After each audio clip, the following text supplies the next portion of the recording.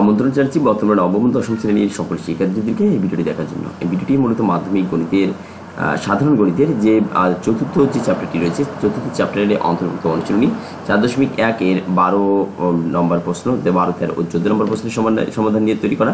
যদি তোমরা মনোযোগ সহকারে ভিডিওটি দেখো তাহলে অবশ্যই তোমরা উপকৃত হবে বলে আশা রাখি।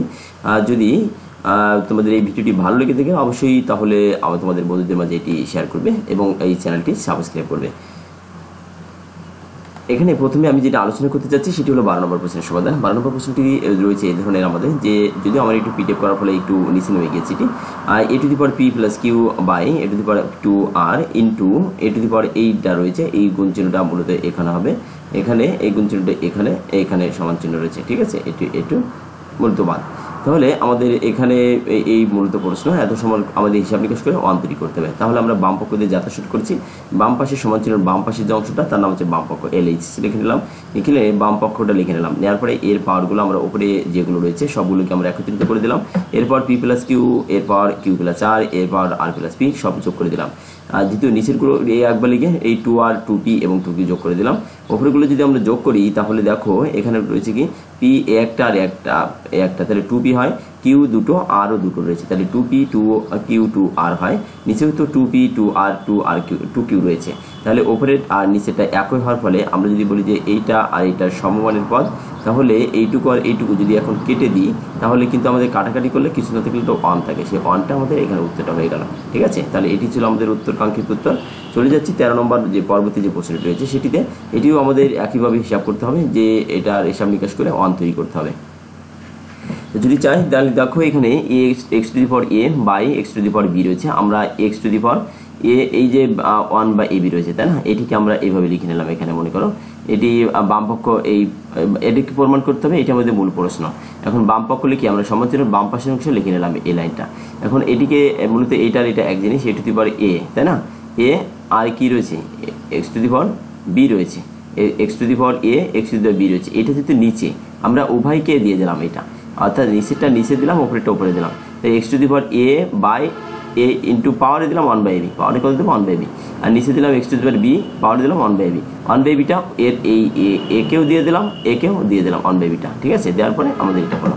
এখন আমাদের এটা তাই করছি, যে এর পাওয়ারটাকে এই 1 by bc 1 by bc x এর দুটোকে দিয়ে দিলাম, এটাকে তাই করছি। করার পরে দেখো এখানে x কে আমরা পাওয়ারটাকে গুণ করে দিচ্ছি। এবার x to the power a okay a by ab, b okay b by ab dot এখানে x to b by bc, c by bc, এখানে c বাই bc, এখানে এই যে c by ab, a by ab, এখানে a by x to the power কত, এখানে রয়েছে কত ca তাই না, ca x to the power c a by ca, x to the power a by ca, এখানে রয়েছে ca রয়েছে। এখানে আমাদের একটুখানি চেঞ্জ হবে, ca x to the power a by এখানে ab তো রয়েছে, ab এই abটা থাকলো, এটা ab ছিল, এটা bc ছিল, এটা এখানে কত ca, তাহলে এখানে আমাদের হবে কত ca হবে, এখানে কি হবে ca হবে, ঠিক আছে। এইটুকুর পরিবর্তে এইটুকু মিস্টেক হয়েছে আর কি। তাহলে এখন আমরা কি করব, এই যে a বাই a আমরা যদি কাটাকাটি করে দিই, a বাদ গেলে শুধু কি থাকে 1 বাই b থাকে, এই b বাদ গেলে 1 বাই a থাকে, এই c বাদ গেলে বা b বাদ গেলে 1 বাই c 1 বাই b থাকে, এখানে এই c বাদ যায়, a বাদ যায়, 1 বাই c থাকে। তাহলে এইভাবে যদি আমরা হিসাব করি তাহলে এইটুকু এইবারে দেখো এই কাটাকাটি করার পরে যে লাইনটা হয় সেটা আমরা এখন যদি দেখো গুণ আকার যেহেতু রয়েছে, তাহলে গুণ থাকলে আমরা কিন্তু উপর নিচে কাটাকাটি করতে পারি। x to the power 1 by b, x to the power 1 by b, x to 1 by c, x to the power 1 by c, x to the power 1 by a, x to the power 1 by a। উত্তরটি হয়ে গেল আমাদের। কাটাকাটি করলে কিছু না থাকলে 1 থাকে, সেই 1টি লিখে দেওয়া হলো। 14 নম্বর প্রশ্নে এখানে চলে যাচ্ছে এবার x to the power a by x to the power b, a plus b রয়েছে ডট এটা রয়েছে, এটা হিসাব নিকাশ করে আমাদের 1 তৈরি করতে হবে। দেখুন আমরা বাম পক্ষ লিখে সমান্তরাল বাম পাশের অংশটা আমরা লিখে নিলাম। লিখে নেওয়ার পরে এখানে দেখো যে যেটা রয়েছে, যে এই যে a আর এখানে কি নিচে কিন্তু b ছিল তাই না, আমরা লিখে নিলাম কত a মাইনাস b, আর এখানে উপরে ছিল কত ab ছিল, ab থাক, তাহলে আমরা x টাকে একবার লিখে আমরা a মাইনাস b লিখলাম এখানে। আমরা কিন্তু পূর্বেরটাও কিন্তু এ আকারে লিখতে পারতাম, A minus B by A B হতো তখন। অর্থাৎ এই যেটা বলছি আমি, এটা কিন্তু এইভাবে সম্ভব। তখন কিন্তু আমাদের লাইনটা অন্যদিকে ঘুরে যেত। আমি সামান্য একটুখানি দেখাই, x to the power A minus B by A B, এখানে ডট দিয়ে x to the power B minus C by BC, B minus C by BC, dot দিয়ে এই এক্স টু দি পাওয়ার এখানে C minus A by C A, এটা কিন্তু লেখা যায়। এই যে A B by A B, A minus B by A B, যেহেতু নিচে এটা নিচে থাকলে বিয়োগ হয়, পাওয়ারে পাওয়ারে বিয়োগ হয়, তাহলে A minus B by A B হয়, B minus C by BC হয়, C minus A by C হয়। এটা কিন্তু এভাবে সম্ভব। আচ্ছা, এক্স টু দি পাওয়ার যদি এক্সগুলো একবার লিখে আমি যদি পাওয়ারগুলো যোগ করে দিই, তাহলে A minus B by A হয়, যোগ B minus C by A B C হয়, যোগ C minus A by C A হয়। এখন যদি তুমি চাও যে এইভাবে সমাধান করতে চাও, তাহলে এখানে লসগুতে এ বি সি হয়, এ বি সি হয়, এখানে বিসি সি, এখানে কি আছে এ বি রয়েছে এখানে, তাহলে বিসি, এখানে এই এ বি সি লসগুতে এ বি সি হবে। তাহলে এখানে সি নাই, তাহলে C into A minus B, plus এখানে এ নাই, তাহলে A into B minus C, plus এখানে বি নাই, তাহলে B into C minus A, এটা রয়েছে। তাহলে এক্স এর power AC minus BC, x এর পাওয়ার কি হবে এসি, এই এসি মাইনাস এই বিসি, এক্স এর পাওয়ার এসি মাইনাস বিসি। এবার এই প্লাস এই যে A B minus AC, A B minus AC, plus এই বিসি মাইনাস এ বি, এই বিসি মাইনাস এ বি, এইটা বাই কত, বাই রয়েছে আমার এ বি সি।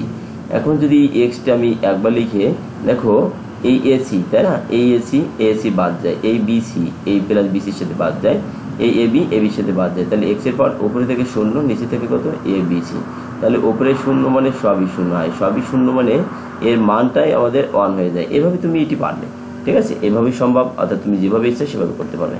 আমরা আবার সেই 14 নম্বরে ফিরে আসছি।